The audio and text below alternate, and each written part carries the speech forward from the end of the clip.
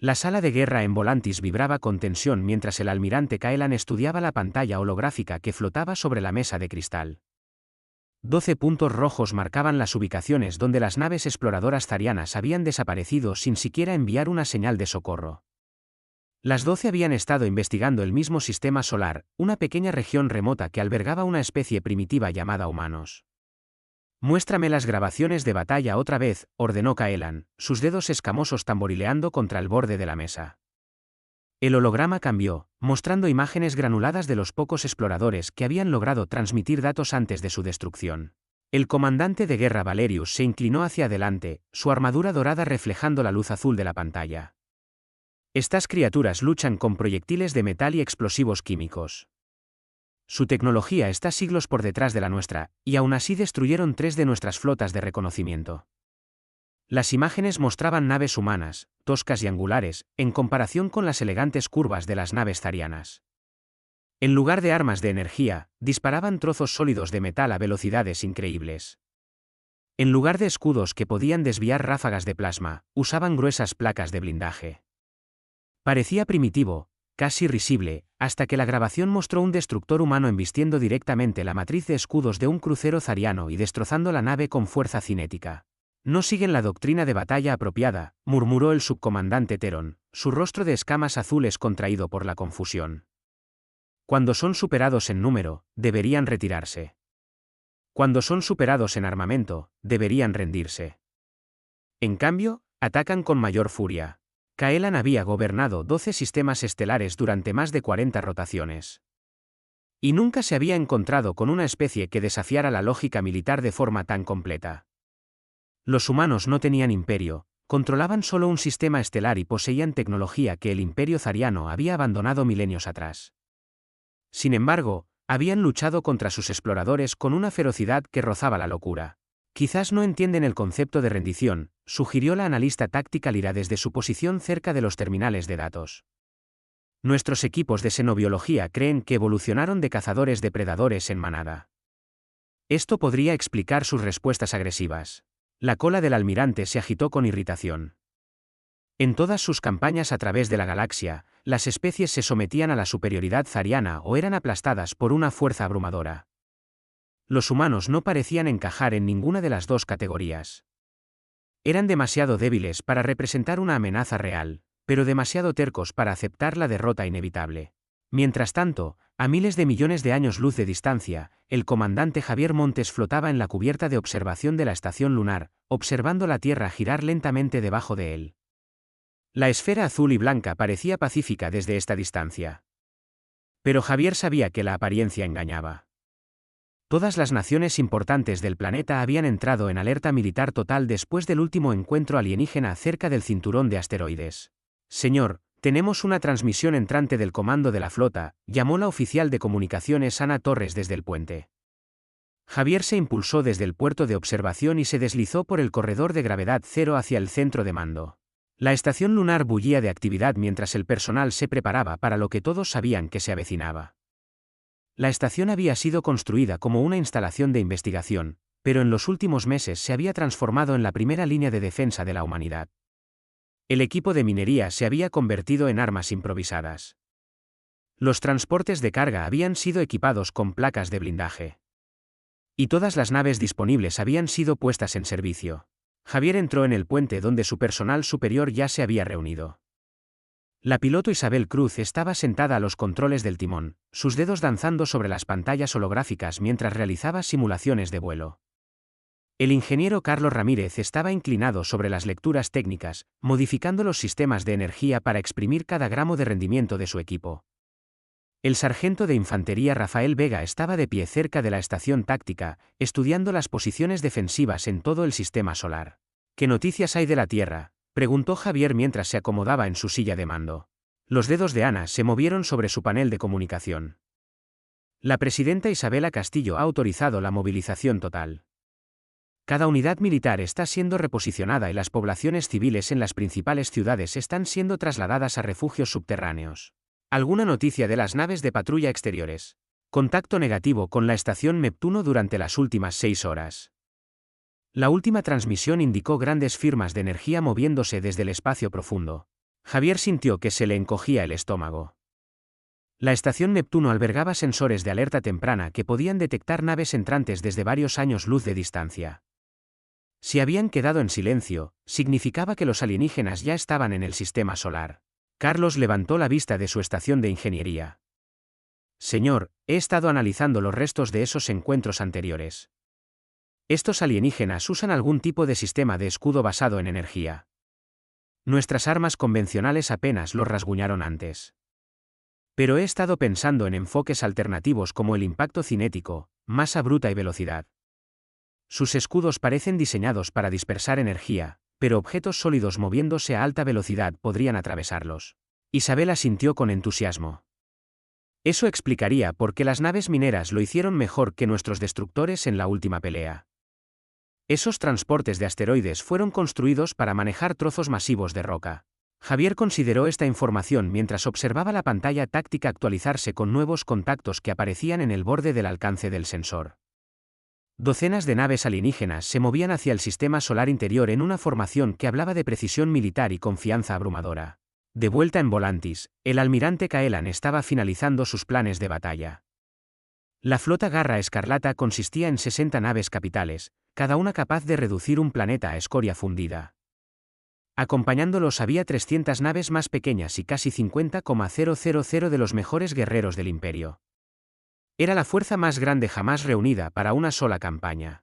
El comandante de guerra Valerius liderará el asalto, anunció Caelan a los oficiales reunidos. Estos humanos han demostrado ser ingeniosos, pero no pueden hacer frente al poder del Imperio. Les ofreceremos una oportunidad para rendirse. Si se niegan, demostraremos por qué ninguna especie desafía la autoridad zariana. Valerius se levantó e hizo una reverencia formal. Será un honor, almirante. ¿Cuánto estima que durará la campaña? No más de 10 rotaciones solares. Las armas primitivas y las tácticas desesperadas no pueden superar la tecnología superior y la doctrina militar adecuada. Una vez que estos humanos presencien toda nuestra fuerza, rogarán por la misericordia de la esclavitud en lugar de enfrentar la aniquilación. Los otros oficiales gorjearon en señal de acuerdo, pero Caelan notó que Lyra permanecía en silencio. La analista táctica todavía estaba estudiando las grabaciones de batalla. Su expresión era preocupada. ¿Tiene alguna inquietud?, preguntó él.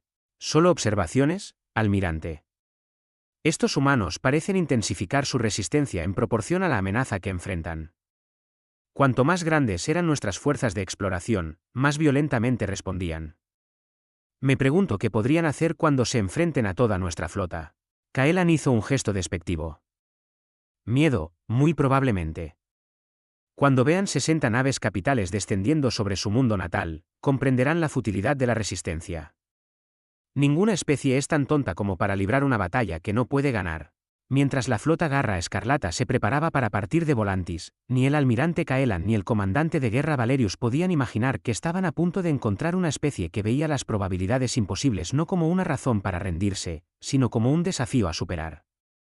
Los humanos habían pasado toda su historia evolutiva luchando contra depredadores superiores, entornos más duros y entre ellos mismos. El concepto de batalla sin esperanza no estaba en su vocabulario. El escenario estaba listo para una confrontación que sacudiría los cimientos del Imperio Zariano y anunciaría a la galaxia que la humanidad había llegado. La primera advertencia provino de la estación de monitoreo del espacio profundo en órbita de Plutón, cuando el técnico de sensores Roberto Beto Lara detectó masivas firmas de energía apareciendo en el borde del sistema solar. Sus manos temblaban mientras contaba los contactos en su pantalla, cada uno representando una nave más grande que cualquier cosa que la humanidad hubiera construido. 60 naves masivas acompañadas por cientos de naves más pequeñas, todas moviéndose en perfecta formación hacia los planetas interiores. Aquí monitor del espacio profundo 1 al comando de la flota, transmitió Beto, su voz firme a pesar del miedo que lo recorría. Tenemos múltiples contactos, repito, múltiples contactos alienígenas aproximándose desde el norte galáctico. Se cuentan aproximadamente 350 naves, de las cuales 60 parecen ser de clase capital. El mensaje recorrió las redes de comunicación de todo el espacio humano, llegando a cada instalación militar, centro gubernamental y autoridad civil en minutos. En la estación lunar, el comandante Javier Montes recibió la transmisión mientras revisaba los planes de defensa con su personal superior. ¿Tiempo para interceptar?, preguntó Javier, aunque ya sabía que la respuesta no sería buena. La oficial de comunicaciones Ana Torres verificó sus cálculos 2 veces antes de responder. A la velocidad actual, los elementos principales alcanzarán la órbita de Neptuno en 18 horas. La flota principal llegará a la órbita de Marte en 72 horas. Los números golpearon a Javier como un golpe físico. 72 horas para prepararse para una batalla contra probabilidades imposibles. Miró a su alrededor en el puente a sus oficiales, viendo su propia sombría determinación reflejada en sus rostros. Ninguno de ellos se hacía ilusiones sobre sus posibilidades, pero ninguno sugirió la retirada. En la Tierra, la presidenta Isabela Castillo se encontraba en la sala de situación, en las profundidades de la Casa Blanca, rodeada de sus principales asesores militares y líderes civiles. La pantalla principal mostraba el vector de aproximación de la flota alienígena, una flecha roja apuntando directamente al corazón de la civilización humana. ¿Opciones?, preguntó simplemente. El secretario de Defensa, Pablo Morales, habló primero. Tenemos aproximadamente 230 naves de combate dispersas por todo el sistema. La mayoría son naves civiles convertidas con sistemas de armas improvisados. Nuestra potencia de fuego total es menor de lo que la inteligencia estima para una sola nave capital alienígena. ¿Opciones diplomáticas? La secretaria de Estado, Carolina Rivas, negó con la cabeza.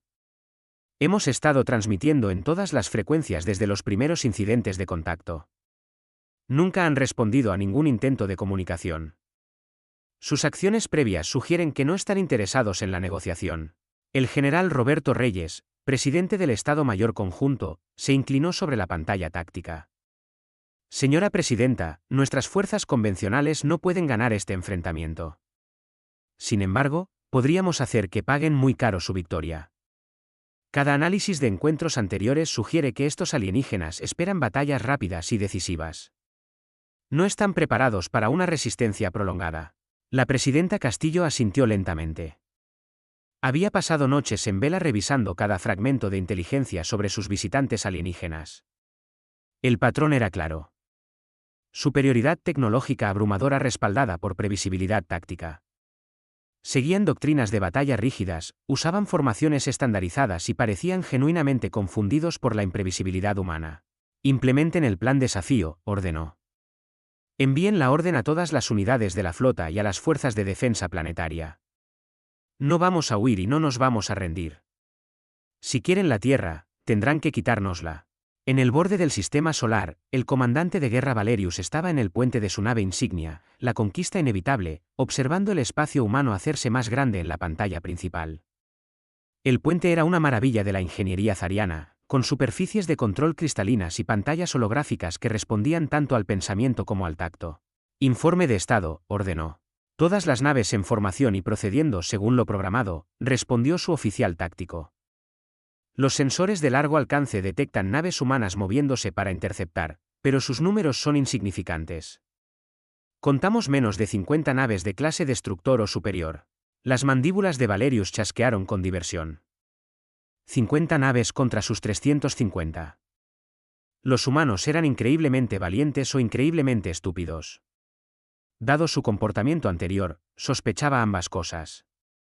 Abran un canal de comunicación a todas las naves e instalaciones humanas, ordenó. Es hora de ofrecerles la oportunidad de rendirse con dignidad. La transmisión que llegó a los receptores humanos se emitió en múltiples frecuencias y se tradujo a docenas de idiomas de la Tierra. La voz de Valerius llevaba la autoridad de alguien acostumbrado a la obediencia absoluta. Habitantes primitivos de este sistema. Soy el comandante de guerra Valerius del Imperio Zariano. Han violado el espacio imperial y destruido naves imperiales. Sin embargo, el Imperio es misericordioso con aquellos que reconocen sus errores. Ríndanse inmediatamente y sométense a la autoridad imperial, y a su especie se le concederá el honor de servir al Imperio. Resistan, y serán eliminados. Tienen una de sus rotaciones solares para responder. El mensaje llegó al capitán Esteban Martínez a bordo de la nave patrullera Nueva Frontera mientras lideraba un escuadrón de cargueros convertidos hacia la órbita de Neptuno. Esteban había pasado 20 años en la Fuerza de Defensa de la Tierra, ascendiendo desde marinero alistado hasta comandante de nave. Nunca esperó encontrarse al mando del primer contacto diplomático oficial de la humanidad con una especie alienígena. Comunicaciones, abran un canal a la flota alienígena, ordenó Esteban. Veamos si podemos hacer entrar en razón a esta gente. Su respuesta fue simple y directa. Aquí el capitán Esteban Martínez de la Fuerza de Defensa de la Tierra. Recibimos su mensaje y lo hemos discutido con nuestros líderes. No estamos interesados en unirnos a su imperio, pero tampoco estamos interesados en un conflicto innecesario. Si se retiran de nuestro sistema solar, olvidaremos que este encuentro ocurrió. Sin embargo, no renunciaremos a nuestra libertad ante nadie, independientemente de sus ventajas tecnológicas. La respuesta que llegó 30 minutos después llevaba un tono de ira incrédula. ¿Se atreven a hacer demandas al Imperio Zariano? Su arrogancia será su destrucción. Prepárense para enfrentar las consecuencias de desafiar la autoridad imperial. Esteban sonrió sombríamente mientras compartía la comunicación con su tripulación. Bueno, amigos, supongo que la diplomacia está fuera de la mesa. Todas las naves, asuman la formación de batalla Caos 7. Mostrémosle a estos alienígenas lo que sucede cuando se meten con la Tierra. La formación de batalla Caos 7 era exactamente lo que su nombre sugería. Confusión organizada diseñada para frustrar a los enemigos que esperaban tácticas predecibles. Las naves humanas se dispersaron por una amplia área, usando campos de asteroides y escombros planetarios como cobertura. En lugar de mantener formaciones ordenadas, se movían en patrones aparentemente aleatorios que dificultaban el apuntado. Las primeras escaramuzas comenzaron cerca de la órbita de Neptuno cuando elementos avanzados de la flota zariana se encontraron con el escuadrón del capitán Martínez. Los humanos habían aprendido de encuentros anteriores que la confrontación directa era un suicidio. Así que emplearon tácticas de ataque y huida que sus antepasados habían perfeccionado en la guerra naval siglos antes. El teniente Benito Campos lideró 3 naves mineras convertidas en un ataque contra un crucero zariano, usando la luna más grande de Neptuno como cobertura. Las armas de energía de la nave alienígena podrían haber vaporizado a todo su escuadrón, pero los alienígenas parecían reacios a disparar cuando sus objetivos se movían impredeciblemente a través de campos de escombros. Apunten a su sección de motores, ordenó Benito mientras sus naves aceleraban hacia el crucero. Máximo impacto cinético, y luego rompan el contacto inmediatamente. Las naves mineras habían sido diseñadas para mover enormes trozos de mineral de asteroides, y sus cascos reforzados podían soportar impactos tremendos. Cuando dispararon sus lanzadores de carga a quemarropa, los proyectiles de metal sólido atravesaron los escudos de energía del crucero y se abrieron paso en su blindaje. La nave zariana se tambaleó bajo el asalto inesperado. Sus elegantes líneas marcadas por agujeros irregulares donde los proyectiles humanos habían penetrado sus defensas. Las luces de advertencia parpadearon en su puente mientras los equipos de control de daños se apresuraban a contener las brechas del casco. ¿Cómo es esto posible?, exigió el comandante de la nave. Sus armas son sistemas de propulsión química primitivos. Nuestros escudos deberían haber desviado ataques tan crudos fácilmente. Su oficial táctico estudió las lecturas de los sensores con creciente confusión. Señor, los proyectiles se movían a casi el 10% de la velocidad de la luz cuando impactaron nuestros escudos. La energía cinética fue enorme. Nuestra matriz de escudos está diseñada para dispersar armas de energía, no para absorber impactos físicos masivos. Encuentros similares estaban teniendo lugar en todo el sistema solar exterior mientras las fuerzas humanas empleaban tácticas que los zarianos nunca habían encontrado. En lugar de participar en líneas de batalla formales, los humanos atacaban desde ángulos inesperados, usaban naves civiles como señuelos y convertían equipos de minería en sistemas de armas improvisados.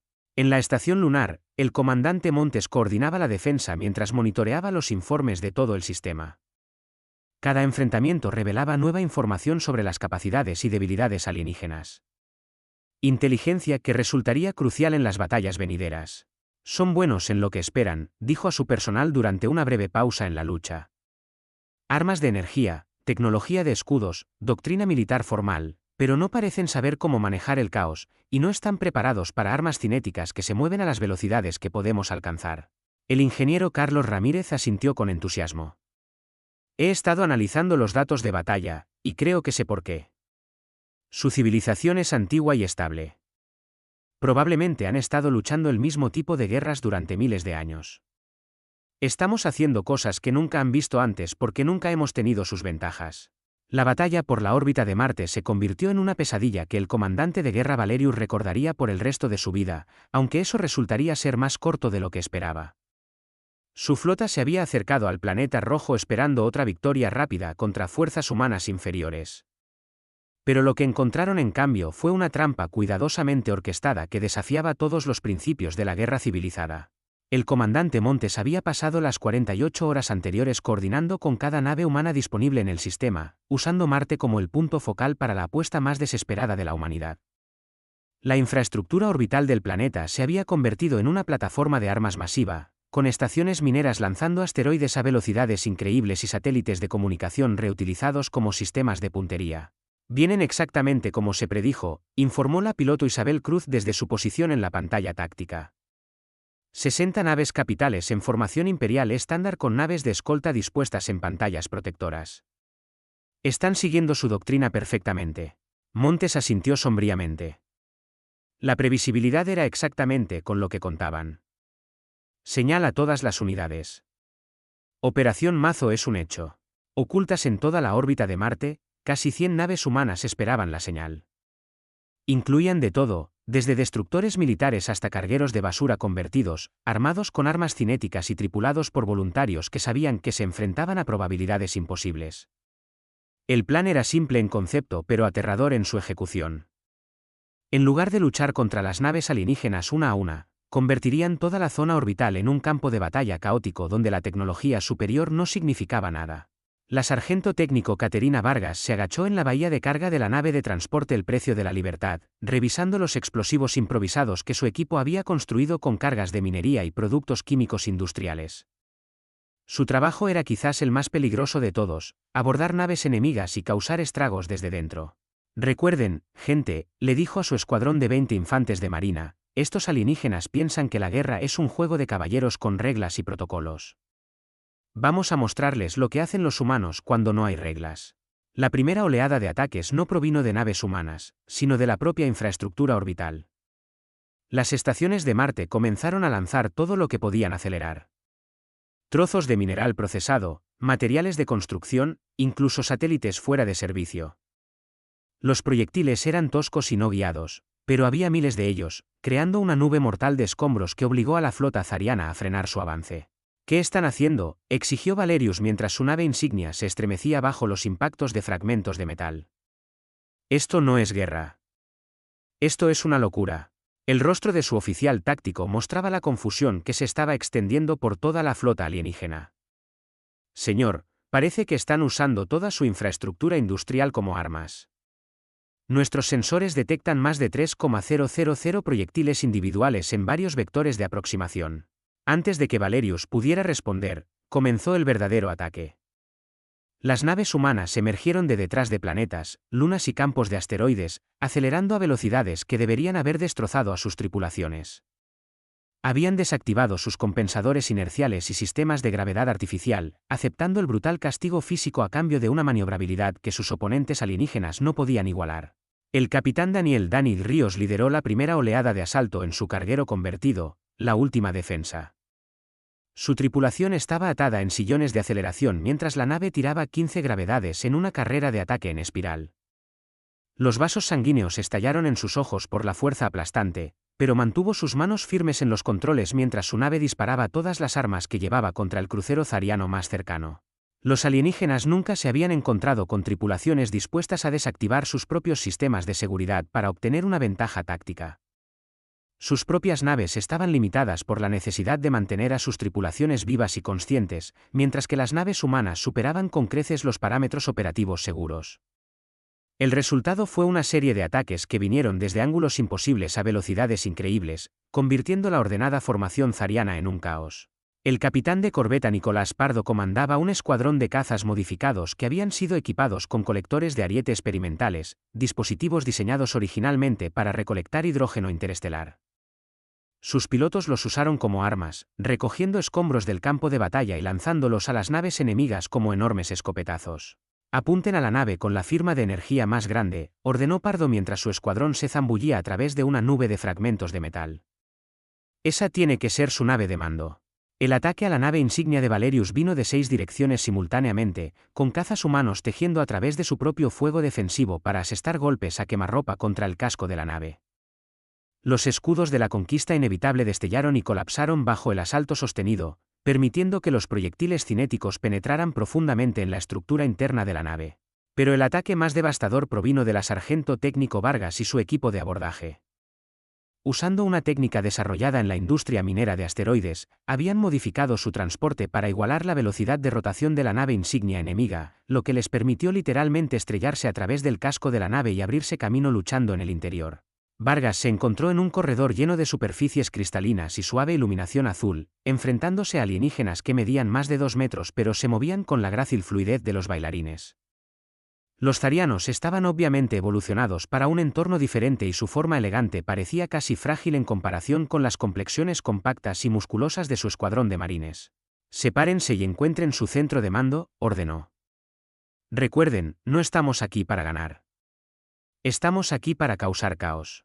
La lucha dentro de la nave alienígena se convirtió en una batalla campal a través de corredores y cámaras que parecían diseñadas para la estética en lugar de para propósitos defensivos. Los zarianos eran guerreros hábiles, pero luchaban de acuerdo con códigos de honor que incluían desafíos formales y combate singular. Los marines de Vargas ignoraron tales sutilezas, usando explosivos, tácticas de emboscada y ataques de equipo coordinados que dejaron a sus oponentes confundidos y desmoralizados. Mientras tanto, en las profundidades de la nave, el ingeniero Carlos Ramírez estaba descubriendo algo que cambiaría el curso de toda la batalla. Había estado analizando la tecnología zariana capturada durante semanas, y la acción de abordaje le dio su primera oportunidad de examinar sus sistemas en detalle. Caterina, ven aquí, llamó mientras estudiaba un banco de sistemas de control. Mira esto. Toda su flota está interconectada a través de algún tipo de sistema de comunicación cuántica. Si podemos interrumpirlo, podríamos cegar a toda su formación. Vargas miró la tecnología alienígena con los ojos de alguien entrenado para destruir cosas eficientemente. ¿Puedes improvisar una sobrecarga? Quizás, pero podría derribar toda esta nave con nosotros dentro. Hazlo. Sabíamos que esta era una misión sin retorno cuando nos alistamos. La explosión que destruyó la conquista inevitable también envió un fallo en cascada a través de la red de comunicación de la flota zariana. De repente, 60 naves capitales se encontraron operando de forma independiente, sin los datos tácticos y de puntería coordinados que las habían hecho tan efectivas. Cada nave quedó aislada, obligada a depender de sus propios sensores en un campo de batalla caótico lleno de escombros y ataques humanos impredecibles. El capitán Esteban Martínez eligió ese momento para implementar la parte más audaz del plan de batalla humano. Liderando una formación de cruceros pesados, aceleró directamente hacia el centro de la formación alienígena a máxima potencia, transmitiendo en todas las frecuencias el grito de batalla que se convertiría en leyenda. ¿Recuerdan la Tierra? La carga de los cruceros pesados fue un acto de desesperación que se convirtió en un acto de inspiración. Las naves humanas en toda la zona de batalla respondieron al llamado, abandonando las posiciones defensivas para lanzar ataques coordinados contra las naves alienígenas que ya no podían comunicarse eficazmente entre sí. El comandante Montes observaba la batalla desde la estación lunar, coordinando suministros y refuerzos mientras monitoreaba los informes de bajas que aumentaban a cada minuto. La humanidad estaba ganando, pero el costo era terrible. Casi la mitad de la flota humana había sido destruida o inutilizada, y miles de hombres y mujeres valientes habían dado sus vidas para demostrar que la Tierra no se rendiría sin luchar. Informe de estado, llamó a su tripulación de puente. La voz de Ana Torres estaba ronca por las horas de coordinación de comunicaciones. La flota alienígena está en plena retirada hacia la órbita de Júpiter. Han perdido 23 naves capitales y la mayoría de sus naves de escolta. Nuestras fuerzas restantes están persiguiendo pero manteniendo la distancia. ¿Y nuestras pérdidas? 47 naves destruidas, 38 dañadas sin posibilidad de reparación inmediata. El recuento de bajas todavía está llegando, pero las estimaciones preliminares sugieren más de 8,000 muertos o desaparecidos. Los números golpearon a Montes como un golpe físico, pero se obligó a permanecer concentrado en la situación táctica. Los alienígenas se estaban retirando, pero todavía superaban en número a las fuerzas humanas supervivientes.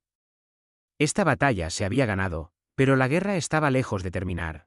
En los restos de su nave insignia, el comandante de guerra Valerius flotaba en una cápsula de escape dañada, observando los escombros del mayor desastre militar en la historia zariana esparcirse por la órbita de Marte. La mejor flota de su imperio había sido destrozada por humanos primitivos usando armas improvisadas y tácticas que violaban todos los principios de la guerra civilizada. Su última transmisión al almirante Caelan sería breve y devastadora. Solicito refuerzos inmediatos. La resistencia humana supera con creces todas las proyecciones. Luchan como ninguna especie que hayamos encontrado. La doctrina imperial estándar es ineficaz contra sus tácticas caóticas. Recomiendo una reevaluación estratégica completa de esta campaña. El almirante Caelan estaba de pie ante la pantalla holográfica en su sala de guerra, mirando la lectura táctica que mostraba los restos de su una vez poderosa flota Garra Escarlata dispersos por los confines del sistema solar humano. Las cifras eran imposibles de aceptar. 43 naves capitales destruidas, más de 200 naves de escolta eliminadas y casi 60,000 de los mejores guerreros del Imperio muertos o desaparecidos. Muéstrame las grabaciones de nuevo, ordenó. Aunque ya las había visto docenas de veces, cada visionado solo profundizaba su confusión sobre cómo los primitivos humanos habían logrado una victoria tan devastadora. El holograma mostraba escenas de caos que desafiaban todo lo que Caelan entendía sobre la guerra. Naves humanas atacando desde ángulos imposibles, tripulaciones operando bajo fuerzas gravitacionales que deberían haberlos matado, y tácticas que parecían diseñadas por locos en lugar de por profesionales militares. Lo más inquietante de todo eran las acciones de abordaje humanas, donde pequeños grupos de guerreros habían inutilizado naves 100 veces su tamaño a través de pura audacia y eficiencia despiadada. El comandante de guerra Valerius, recientemente rescatado de los restos de su nave insignia, estaba de pie junto al almirante con su brazo izquierdo en un molde de regeneración. Su informe había sido breve y preocupante. La humanidad no luchaba de acuerdo con ninguna doctrina militar reconocible, y su disposición a sacrificarse por una ventaja táctica los hacía casi imposibles de contrarrestar.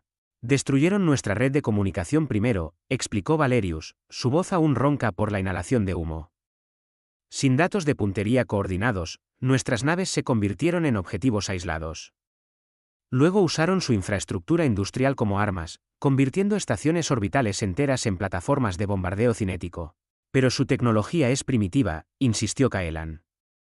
Los proyectiles de metal y los explosivos químicos no pueden superar los escudos de energía y las armas de plasma. Eso es lo que creíamos, almirante. Pero las armas cinéticas que se mueven a velocidades cercanas a la luz transportan una energía enorme. Nuestros escudos fueron diseñados para dispersar ataques de energía, no para absorber impactos físicos masivos. Los humanos explotaron una debilidad que nunca supimos que existía.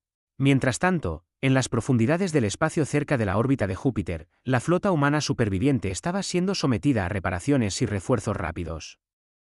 Las naves que habían sido dañadas en la batalla de Marte estaban siendo remendadas con componentes recuperados, mientras que nuevas naves llegaban cada hora desde los centros industriales de la Tierra. La victoria le había costado muy caro a la humanidad, pero también había demostrado que los alienígenas podían ser derrotados. El comandante Montes se encontró ascendido a almirante después de que el anterior comandante de la flota muriera durante el asalto final a la formación alienígena. Ahora comandaba más de 300 naves de varios tamaños, la fuerza militar más grande que la humanidad había reunido jamás. La responsabilidad pesaba sobre él mientras estudiaba los informes de inteligencia de todo el sistema solar. ¿Cuál es nuestro estado sobre los supervivientes alienígenas?, preguntó durante su reunión matutina con el personal superior. La oficial de inteligencia Teresa Jaramillo consultó su tableta de datos antes de responder. Hemos recuperado aproximadamente 2,000 efectivos alienígenas de las naves destruidas. La mayoría está dispuesta a cooperar a cambio de tratamiento médico. Su información ha sido extremadamente valiosa para entender su tecnología y doctrina táctica. ¿Y qué hemos aprendido? Están completamente desprevenidos para la guerra asimétrica. Toda su estructura militar se basa en enfrentamientos formales entre flotas organizadas que utilizan tácticas estandarizadas. El concepto de guerra irregular es literalmente ajeno a ellos. El ingeniero Carlos Ramírez, que había sobrevivido a la acción de abordaje en la nave insignia alienígena, añadió sus propias observaciones. Su tecnología es impresionante pero inflexible. Todo está diseñado para funcionar dentro de parámetros predeterminados. Cuando los forzamos a salir de esos parámetros, sus sistemas no pudieron adaptarse. La sesión informativa de inteligencia fue interrumpida por una comunicación urgente desde la Tierra. La presidenta Castillo apareció en la pantalla principal, su rostro mostrando la tensión de liderar a la humanidad a través de su primera guerra interestelar. Almirante Montes, hemos recibido informes preocupantes de nuestras estaciones de monitoreo del espacio profundo.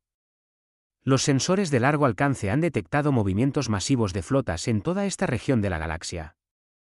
Parece que los alienígenas están llamando a refuerzos de múltiples sistemas estelares. Montes sintió que se le encogía el estómago. La flota humana superviviente era poderosa para los estándares de la Tierra, pero apenas habían logrado derrotar a un grupo de batalla alienígena. Si el enemigo estaba reuniendo fuerzas de todo su imperio, la humanidad podría enfrentarse a probabilidades que ni siquiera sus tácticas no convencionales podrían superar. ¿Cuánto tiempo antes de que lleguen?, preguntó. Las estimaciones varían, pero nuestro mejor análisis sugiere de 6 a 8 semanas.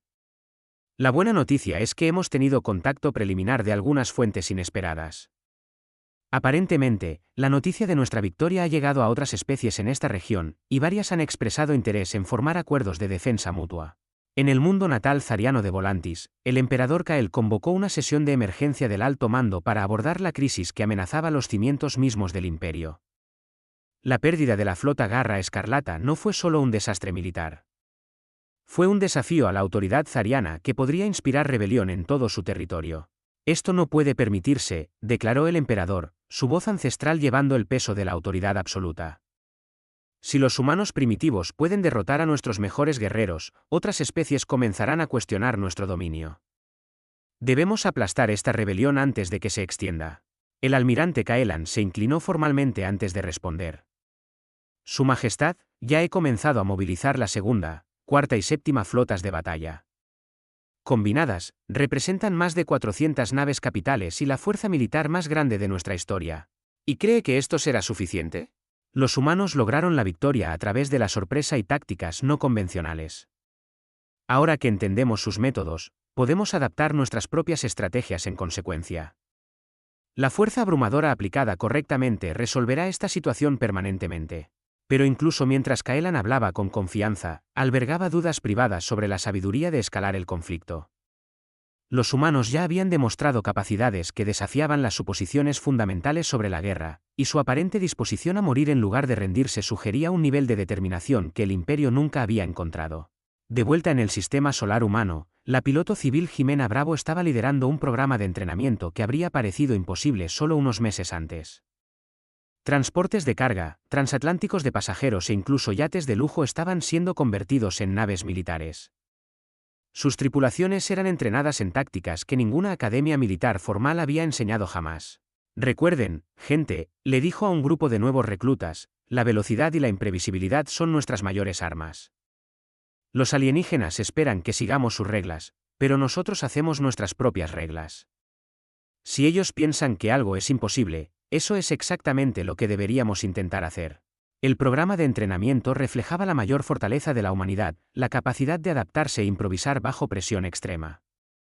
Cada lección aprendida de las batallas anteriores se estaba incorporando a nuevas doctrinas tácticas, mientras los ingenieros trabajaban día y noche para desarrollar sistemas de armas que pudieran explotar las debilidades recién descubiertas en la tecnología alienígena.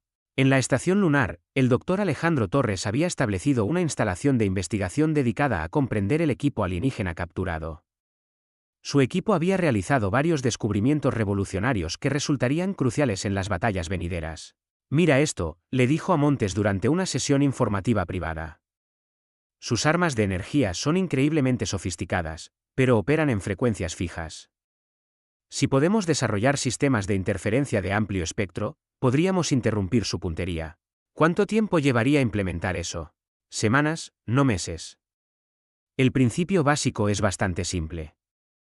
Esencialmente estamos hablando de bloqueadores de radio muy potentes sintonizados a firmas de energía específicas. Montes asintió con aprobación. Cada ventaja sería necesaria en la lucha venidera, sin importar cuán pequeña fuera.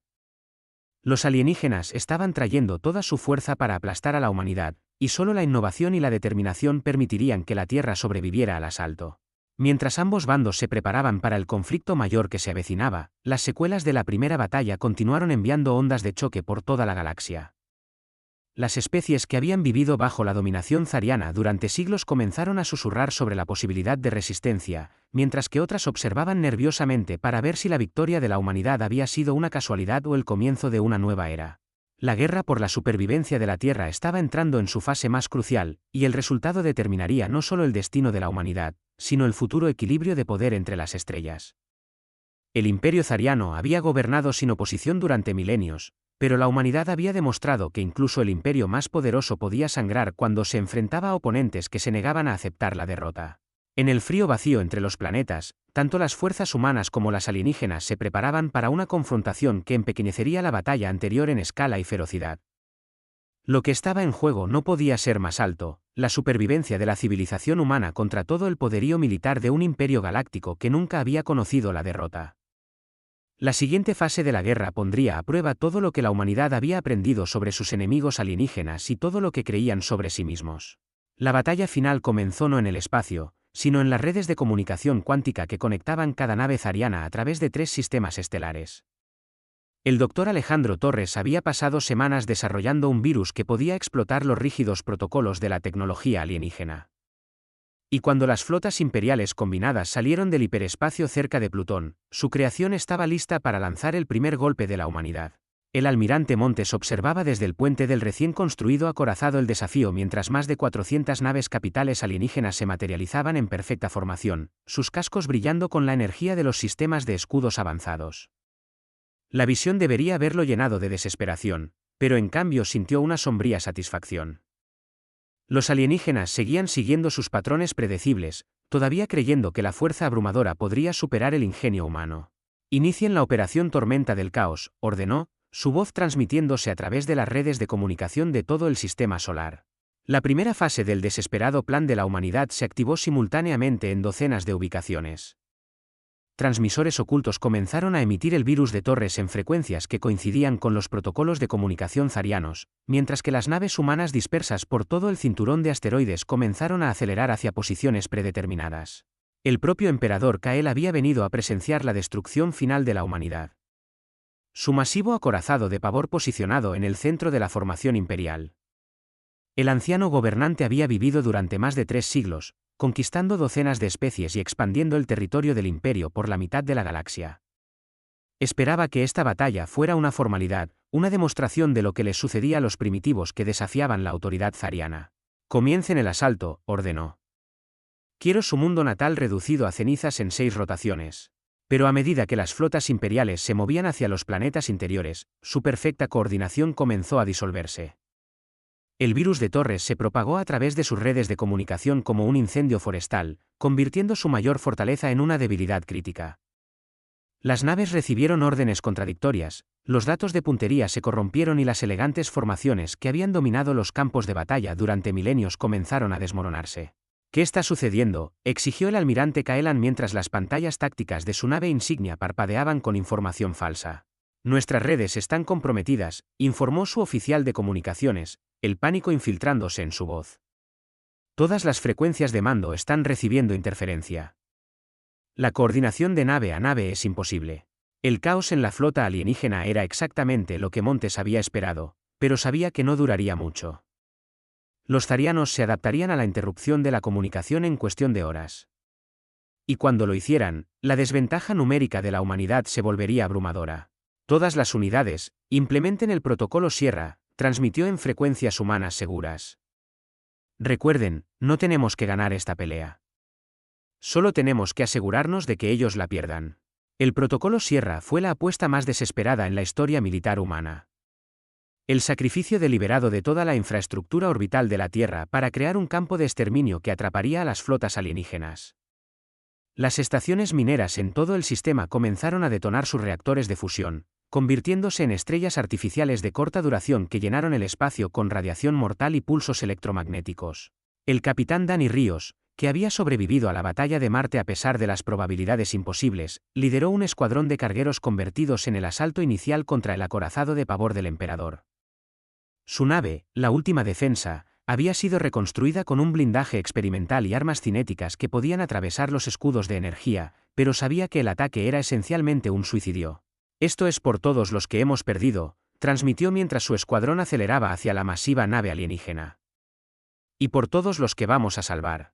El ataque humano vino de todas las direcciones simultáneamente, con naves emergiendo de detrás de planetas y lunas para atacar objetivos que no podían coordinar su fuego defensivo.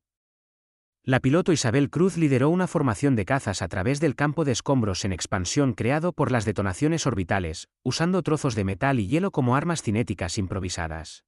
Pero el ataque más devastador provino de una fuente inesperada, la población civil de la propia Tierra. la presidenta Castillo había autorizado la conversión de los satélites de comunicación del planeta en un arma de energía dirigida masiva, convirtiendo toda la red de telecomunicaciones de la Tierra en un láser del tamaño de un planeta que podía enfocar cantidades increíbles de energía en un solo objetivo. El rayo que salió de la superficie de la Tierra golpeó el acorazado de pavor del emperador Kael con la fuerza de una pequeña estrella, sobrecargando sus escudos y rasgando su casco como si fuera papel. El anciano gobernante, que había conquistado civilizaciones a través de la galaxia, murió en la explosión que siguió, llevándose con él la estructura de mando que mantenía unido al imperio zariano. La sargento técnico Caterina Vargas, ahora ascendida a capitana después de sus heroicas acciones en Marte, lideró otro asalto de abordaje contra un crucero de batalla zariano. Su equipo había aprendido a explotar las debilidades psicológicas de los alienígenas, usando tácticas que parecían una locura para especies que valoraban el orden y la previsibilidad. Recuerden, les dijo a sus marines mientras se preparaban para abrir una brecha en el casco enemigo, ellos piensan que la guerra tiene reglas. Muéstrenles lo que hacen los humanos cuando no hay reglas. La lucha dentro de las naves alienígenas se había convertido en una pesadilla para los zarianos, que se encontraron enfrentando a oponentes que parecían ignorar por completo las tácticas convencionales. Los equipos de abordaje humanos usaban explosivos con una temeridad imprudente, volvían los sistemas de las naves contra sus operadores y luchaban con una ferocidad que rozaba la locura. El ingeniero Carlos Ramírez había desarrollado dispositivos portátiles que podían interactuar con la tecnología alienígena, permitiendo a los equipos humanos volver las naves capturadas contra sus propias flotas. A las pocas horas del inicio de la batalla, casi 50 naves zarianas transmitían códigos de identificación humanos y disparaban a sus antiguos aliados. El punto de inflexión llegó cuando la noticia de la muerte del emperador se extendió por las flotas alienígenas.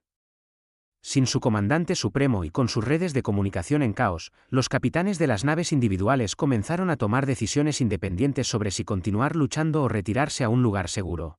El comandante de guerra Valerius, al mando desde una nave de respaldo después de perder 2 naves insignia ante los ataques humanos, se encontró ante una elección que ningún oficial zariano había enfrentado jamás. Rendirse o enfrentar la aniquilación completa. Los humanos habían demostrado armas y tácticas que hacían imposible la victoria, y continuar la lucha solo resultaría en más muertes inútiles. Abran un canal de comunicación a la flota humana, ordenó, su voz pesada por la derrota. Soliciten términos para el cese de hostilidades. La transmisión llegó al almirante Montes mientras coordinaba las fases finales del contraataque de la humanidad. La flota humana había sufrido pérdidas terribles, con más del 60% de sus naves destruidas o inutilizadas. Pero habían logrado algo que ninguna especie en la galaxia había conseguido. Habían quebrado la voluntad de lucha del Imperio Zariano. Aquí el almirante Montes de la Fuerza de Defensa de la Tierra respondió a la solicitud de rendición alienígena. Estamos dispuestos a discutir los términos, pero incluirán la retirada completa de nuestro sistema solar y el reconocimiento de la soberanía humana sobre nuestro espacio. Las negociaciones que siguieron se llevaron a cabo a través de protocolos de comunicación de emergencia, mientras ambas flotas intentaban rescatar a los supervivientes de la masiva batalla. El acuerdo final fue simple: los zarianos se retirarían del espacio humano y no establecerían presencia militar a menos de 50 años luz de la Tierra, mientras que la humanidad no perseguiría a las fuerzas alienígenas en retirada ni interferiría con el territorio imperial. Pero las consecuencias de la batalla se extendieron mucho más allá del alto el fuego inmediato. La noticia de la victoria de la humanidad se extendió por toda la galaxia con una velocidad increíble, llegando a especies que habían vivido bajo la dominación zariana durante siglos. En cuestión de semanas, comenzaron a estallar rebeliones en todo el imperio a medida que las razas sometidas se daban cuenta de que sus señores no eran invencibles. En la Tierra, la presidenta Castillo se dirigió al planeta en un discurso que sería recordado por generaciones. Hoy, la humanidad ha demostrado que la libertad no es dada por los fuertes a los débiles, sino tomada por aquellos dispuestos a luchar por ella. Hemos mostrado a la galaxia que ningún imperio, no importa cuán poderoso sea, puede conquistar a un pueblo que se niega a rendir su independencia. El almirante Kaelan regresó a Volantis con los restos de las flotas imperiales, llevando noticias que destrozarían los cimientos de la sociedad zariana. El imperio que había gobernado sin oposición durante milenios ahora enfrentaba una rebelión desde dentro y enemigos que habían aprendido del ejemplo de la humanidad. Su informe final al liderazgo imperial superviviente fue breve y devastador. Los humanos han logrado algo que pensábamos imposible. Han derrotado tecnología superior con armas inferiores, superado números mayores con innovación táctica y mantenido su espíritu de lucha incluso cuando se enfrentaban a la aniquilación. No son simplemente otra especie para ser conquistada. Representan algo nuevo en la galaxia, algo que puede cambiar el equilibrio de poder para siempre. A medida que las flotas alienígenas se retiraban del espacio humano, dejando atrás restos que tardarían décadas en limpiarse, la humanidad comenzó el largo proceso de reconstrucción y preparación para un futuro incierto. Habían ganado su independencia, pero a un costo terrible que sería recordado por cada familia en la Tierra. La guerra había transformado a la humanidad de una especie aislada limitada a un sistema estelar en una potencia galáctica que otras civilizaciones abordarían con respeto y cautela. La victoria de la Tierra no solo había salvado a la civilización humana. Había anunciado a la galaxia que un nuevo jugador había entrado en la arena cósmica. Uno que no sería conquistado, dominado o ignorado.